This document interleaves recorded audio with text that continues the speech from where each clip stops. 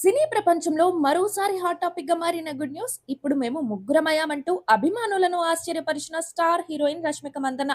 ఈ ఒక్క మాటతో సోషల్ మీడియాలో హంగామా మొదలైంది. అసలు ఈ వార్త వెనుక నిజం ఏమిటి?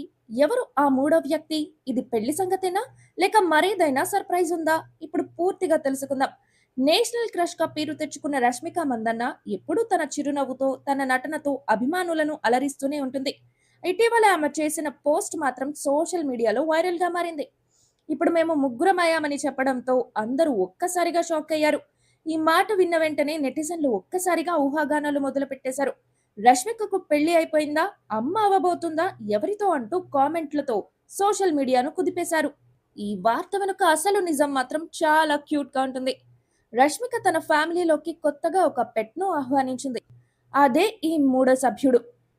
ఆమె ఇంట్లోకి వచ్చిన కొత్త డాగ్‌తో తీసుకున్న ఫోటోను షేర్ చేస్తూ ఇప్పుడు మేము ముగ్గురం అయ్యామని చెప్పింది. అంటే రష్మిక, ఆమె ఫ్యామిలీ మెంబర్, కొత్త పెట్. ఇలా ఇప్పుడు వాళ్ళ కుటుంబం పూర్తయిందన్నమాట. ఈ విషయం తెలిసిన తర్వాత ఫ్యాన్స్ ఒక్కసారిగా రిలీఫ్ ఫీల్ అయ్యారు.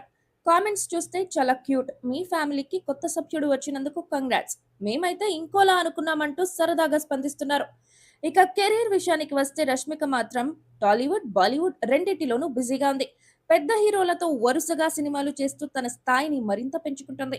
అలాగే ఆమె సోషల్ మీడియాలో కూడా చాలా యాక్టివ్ గా ఉండి ఫ్యాన్స్ తో తన లైఫ్ లోని చిన్న చిన్న విషయాలను పంచుకుంటూ ఉంటుంది.